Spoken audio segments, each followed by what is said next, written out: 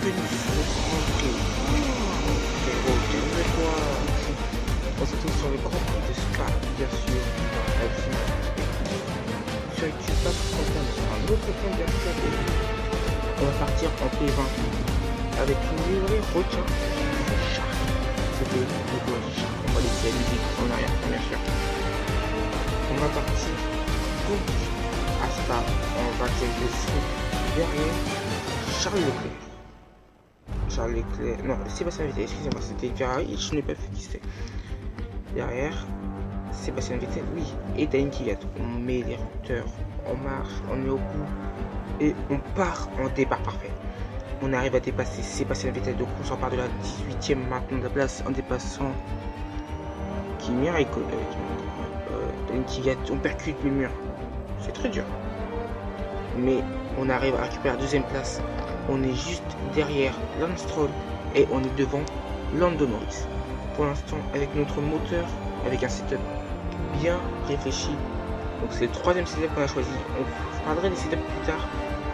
Mais avec le troisième setup, on arrive à remonter parce qu'on vous rappelle qu'on a 10 tours. On est 10e sur 20. Puis la course est menée par Max Verstappen qui est en P1, en P2. Lewis Hamilton, oh là là. Lance Stroll qui prennent juste devant nous. Non, Sergio Pérez qui prennent juste devant nous. Et qui nous fait vraiment repartir. On est en tête à queue et on est 18ème. C'est-à-dire qu'il y a un pilote qui a dû abandonner devant la première course. Je ne sais pas qui, on verra ça à la fin de la course. Mais un pilote qui a abandonné dès le départ. Car Sergio Pérez est 19ème. Et qu'on a que deux personnes impliquées dans cet accrochage. Donc moi et Sergio Pérez. Donc forcément un pilote. Elle n'a pas pu partir comme tout le monde. Donc sort un peu de la piste, sinon on arrive à rentrer. On est 18ème devant Sergio Pérez et devant un pilote qu'on verra en fin de course. Le but maintenant c'est de tout remonter pour récupérer Daniel Kvyat qui est 17ème et qui est juste devant nous. Daniel Kvyat est juste à 9 secondes du leader et nous on est à 14 secondes. Quand même une certaine marge de manœuvre, mais on peut réussir à le récupérer. Pour l'instant, on est là. On va y arriver et j'espère que surtout on pourra rattraper Daniel Kvyat et qu'on pourra essayer de remonter dans les points. Pour l'instant on est là, on commence la remontada en percutant, on sort un peu de la piste, je ne dis rien, c'est clean.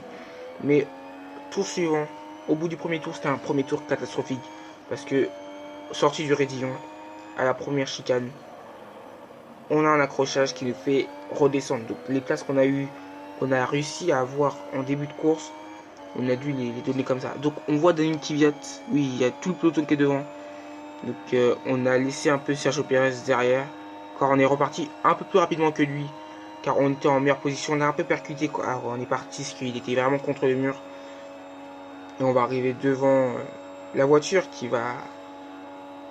enfin devant l'endroit où on a eu l'accrochage, on arrive à passer. Non, Daniel Kvyat qui repasse, qui nous force. Et nous on a failli partir en tête à queue vraiment avec l'accrochage avec Daniel Kvyat. On a un style de pilotage très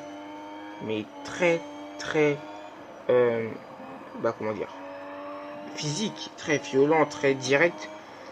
Si on peut pousser, on va pousser. Si on peut percuter, on va éviter, mais on va percuter. Premier secteur du deuxième tour en 33.12 qui est en vert. Donc c'est à dire qu'on s'est amélioré. C'est sûr que vu notre premier secteur, c'était pas très difficile de s'améliorer.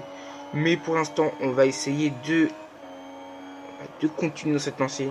Car on a toujours Daniel Kvyat qui est devant. On n'arrive pas à le dépasser. On se montre dans les rétroviseurs. On se montre dans l'intérieur. Et ça va passer. Oui, ça va passer pour nous. Et Daniel Kvyat qui récupère la 18e place. Et nous, on récupère la 17e. Juste devant, on a Robert Kubica, donc la Williams, qui en vraie saison, donc le vrai championnat, a juste eu un point sur la course d'Allemagne. Mais on ne crache pas sur le freinage qui était trop rapide. Gasly, on récupère la position de Gasly, donc on récupère la 16e place. Et ça va passer aussi sur Kimi Raikkonen qui passe 15e, donc on récupère la 14e place. On est juste derrière Sébastien Vettel et Antonio Giovinazzi. Et Sébastien Vettel qui part au contact de Antonio Giovinazzi, mais qui arrive à passer Antonio Giovinazzi et nous aussi on le passe. on récupère le DRS sur Sébastien Vettel à la sortie du raidillon. Et on va pouvoir aller chercher, je crois bien que c'est, oui, George Russell qui bloque. Oh là là. Et une erreur. On a le DRS, c'est le truc qu'on a percuté le mur. Mais George Russell bloqué Sébastien Vettel, donc avec le DRS, on peut peut-être réussir à rattraper Giovinazzi, Vettel et Russell. Pour l'instant, on a un début de course très catastrophique. C'est le troisième tour. On peut avoir le DRS, on passe, on prend l'extérieur, excusez-moi. L'extérieur sur Antonio Giovinazzi. Antonio Giovinazzi qui nous ferme directement la porte alors qu'on est sur un filtre à l'intérieur qui sort de l'extérieur pour entrer à l'intérieur. On va passer, non, il nous bloque. Et Antonio Giovinazzi qui cherche vraiment qu'à nous bloquer, qui ne cherche pas à gagner des points, qui veut pas se perdre sa 13e place. Et on va passer, on cherche, on se monte dans les rétroviseurs, on lui met la pression et ça risque de passer sur le virage. Et oui, on passe par l'extérieur, on rentre un peu vers l'intérieur, en tassant vraiment Giovinazzi dans l'intérieur du virage.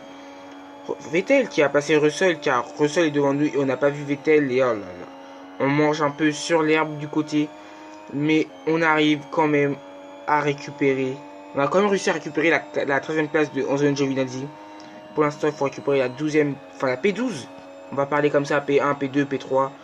On arrive dans la dernière chicane. Dans la chicane, on passe et on récupère la P12 de George Russell qui lui récupère notre P13. On a le DRS. On a Lance Stroll en P11 et Vettel. On arrive à passer sur Lance Stroll, donc on récupère la P11 et peut-être si on dépasse Vettel, on récupère la P10, donc on en rentrera dans les points. On aura le premier point. On a toujours le DRS sur Sébastien Vettel. Sébastien Vettel qui nous rentre en contact. On va essayer de rester dans le raidillon, mais ça reste pas. On est toujours P11. On a le DRS qui va s'enclencher. Oui, on a le DRS. Je pense qu'on ne rattrapera pas Vettel. Vu à quel point il est. On est à peut-être moins d'une seconde. Mais ouais, on ne l'a pas rattrapé juste avant le raidillon, excusez-moi. La chicane. Et on arrive à passer, on prend les bonnes trajectoires. Je vous rappelle qu'on n'a pas les aides. On a juste une aide dans sa direction pour éviter les têtes à queue faciles. Mais comme vous avez pu voir en début de course, le tête à queue est toujours présent. Pour l'instant, on est au 4e tour. On est toujours coincé derrière Sébastien Vettel qui lui fait une course, je pense, bien réfléchie. On n'aura pas les flashbacks, on n'aura pas les zones, le one-board de Sébastien Vettel et des autres. Mais pour l'instant, on fait une course vraiment catastrophique. Car déjà, le premier accrochage avec Sergio Perez dans le tour 1, dans le premier tour. Et à tous les accrochages, on passe sur Sébastien Vettel. On repasse aussi avec la vitesse de pointe. On est à 280. Et on arrive à passer Sébastien Vettel et Lando Norris. Nico Hülkenberg qui est un peu plus loin devant nous. Et pour l'instant, on est à la P9.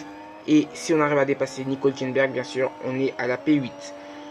Avec cette P8, on aura beaucoup. Et le but, c'est de remonter au moins dans le top 5, au moins dans le top 6 et de ne pas abandonner. La Renault de Nico Hülkenberg qui est un peu plus rapide, qui est devant nous. Avec notre vitesse de pointe, on peut essayer de le récupérer. On aura le DRS sur... J'ai l'impression que la voiture de Nico Hülkenberg est en train de voler. Et cette erreur qui va peut-être permettre à Sébastien Vettel de remonter, mais avec le DRS, c'est quasi impossible, je pense.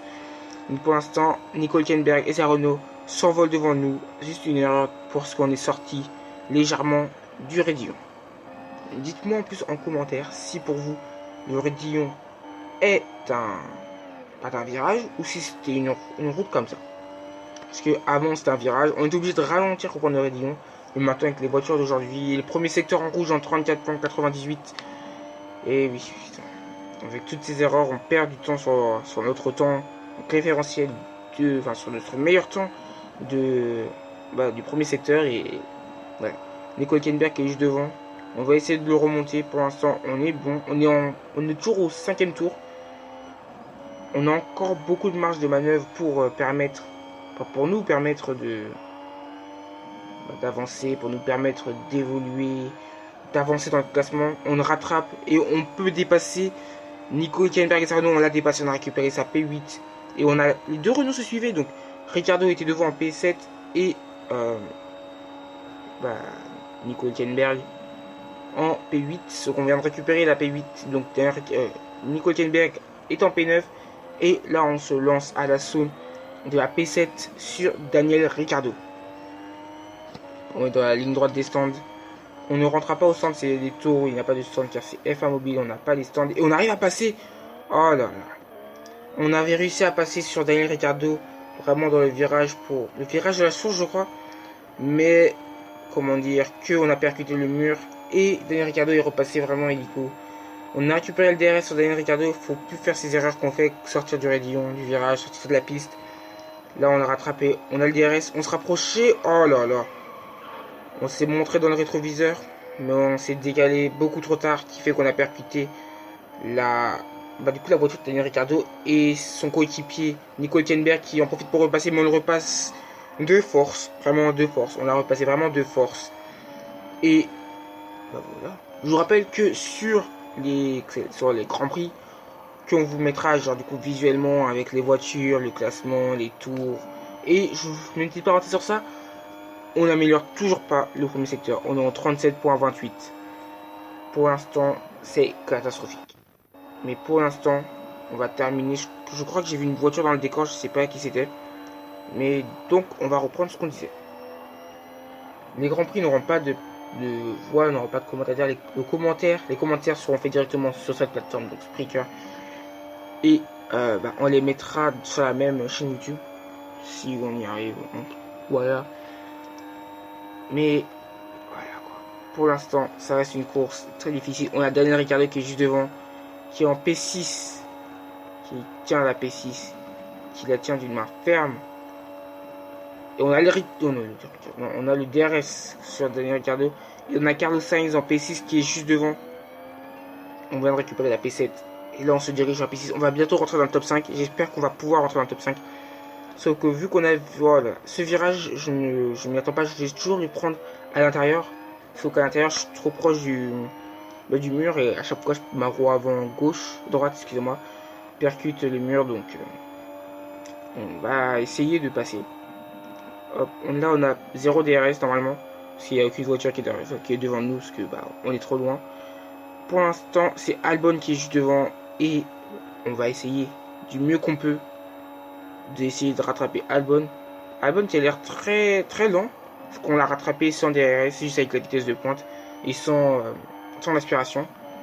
Il est très lent, il y a 8 secondes 4 du leader. Donc son coéquipier Max Verstappen. Je vous rappelle qu'aussi dans cette course on n'a pas de coéquipier. Mais c'est pas grave. Pour l'instant on est à la P6. On va forcer vraiment pour arriver à attraper Alexander Albon qui est en P5. Qui est vraiment à la porte des P5.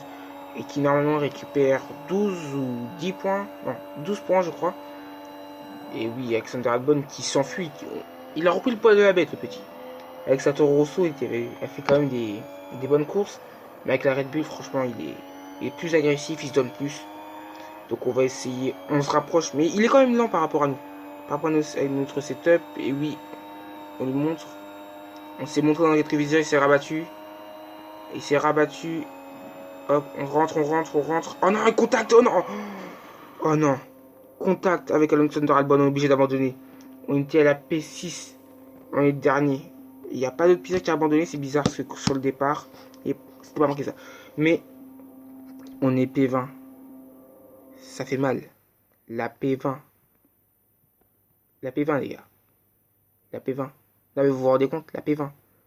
Donc c'est Max Verstappen qui a remporté la course. Les meilleurs secteurs, c'était premier secteur 33.12, deuxième 42.46 et le troisième 31.50 dans le 32, excusez-moi.